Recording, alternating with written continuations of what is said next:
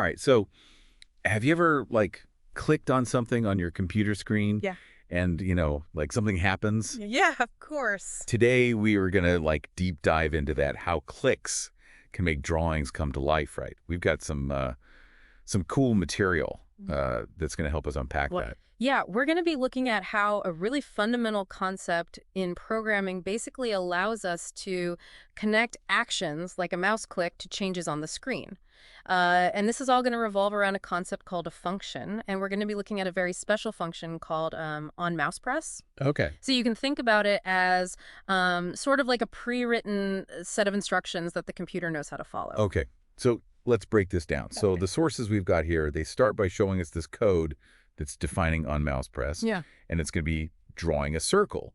But here's the thing that kind of trips me out. When you first run the code, even though you've got the instructions to draw the circle, nothing happens. Yeah. Until you actually click the mouse. It's like you've got like a light switch wired up, but it doesn't do anything until you actually flip the switch. That's a really good analogy. So defining that function is like setting up the wiring Okay. and the instructions are ready to go. But then the actual action of clicking the mouse is what sends the electrical signal, or in programming terms, it's what calls the function. Okay. So it's like, hey, computer, remember those instructions you have for on mouse press. Now's the time to run them. Right. And here's the other thing that kind of like blows my mind. Yeah. Right. Every time you click, boom, another circle appears. Yeah, It's not just like a one-time thing. that's right. What is it about that click that keeps triggering this function? Yeah, so that's the core idea behind something called event-driven programming. So basically, your action of clicking the mouse is something that's known as an event. And so your program is designed to respond to this event.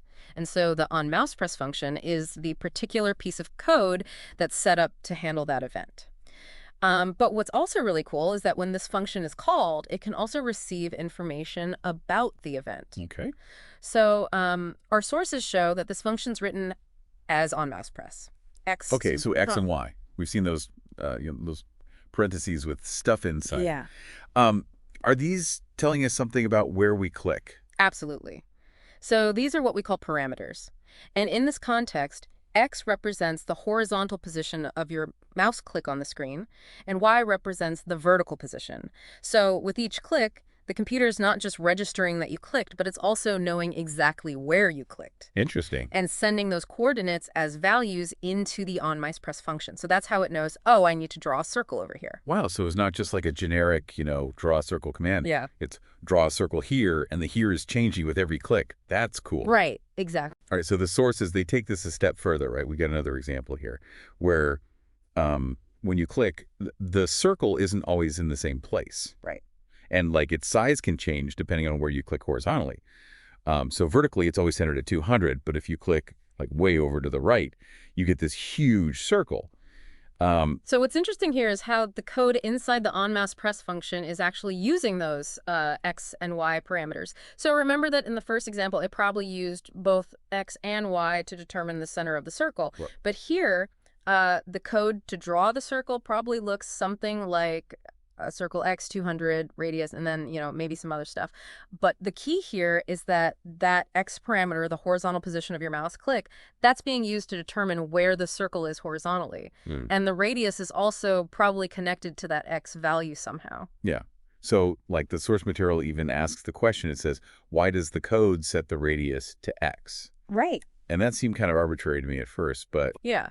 Well, so that is a deliberate choice made by the programmer because X holds that horizontal position of the click. So the farther right you click, in other words, the larger that X value is, the bigger the circle is going to be. oh, interesting. Right. So it's that direct relationship there that's controlled by that parameter that we're feeding into the function. Okay. And it really demonstrates how these parameters can allow us to make our functions so much more versatile Yeah. and really responsive to user input.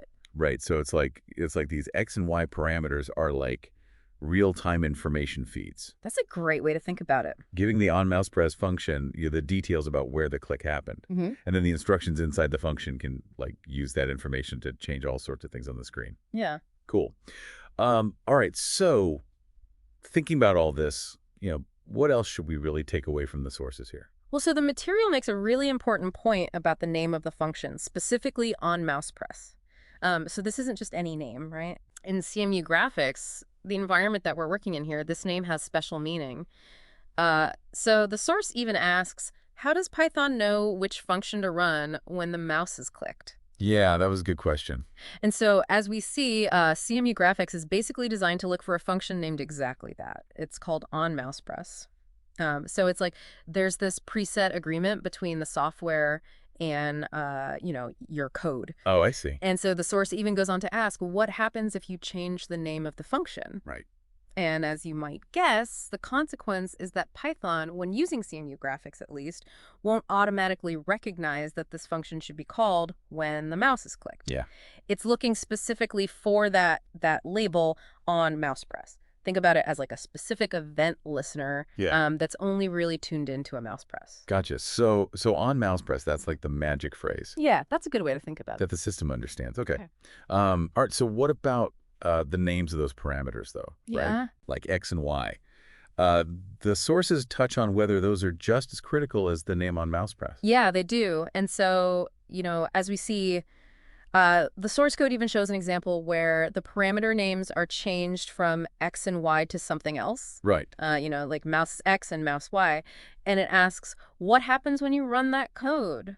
And you click the mouse. And the really cool thing is that, it still works. It still works perfectly fine. You still get the circle. It's still doing all the same stuff. Exactly. So while the function name on mouse press, that's really important. Okay. The names that we give to those parameters themselves, whether we call them X and Y or mouse X and mouse Y, or we could even call them something like, horizontal position and vertical position. Yeah. Those are really primarily for our own benefit as programmers. I see. Right. So as long as we use the same parameter names inside the function, the program's going to understand and work correctly. All right. So it's really about making the code clearer and more readable. Gotcha. Okay, so to recap real quick, right? The onMousePress function, it's a set of instructions, and it gets run every time you click the mouse. The X and Y parameters, those are like little messengers that are telling the function, exactly where the click happened. Yeah. And then those coordinates, the X and Y, can be used to change the position, the size, all sorts of properties of the circle that gets drawn on the screen. Yeah. We also saw that the name onMousePress, that is special, right? That's the key word that CMU Graphics is looking for to know that it should trigger something when the mouse is clicked. Exactly. But the names that we give to the parameters, those are a little more flexible. They are. As long as we're consistent inside the function. That's exactly right. All right. Well, this is pretty cool stuff. Yeah, it is. And I think this really shows how these basic concepts, these functions and parameters, how they can work together to create these interactive experiences. A simple mouse click can lead to these really dynamic changes on the screen. And it's all thanks to these core programming concepts. This is so cool. And, this is really just the beginning of how you can understand interactivity in programming, right? Yeah. Think about all the other things that you click on a computer. Buttons, icons, links. Absolutely. What kind of functions are getting called when you click on those things? And what kind of parameters might be involved? What information about your click are they sending to the program? How do those parameters change what's happening on the screen? Absolutely. And, think about all the different things that those parameters could control.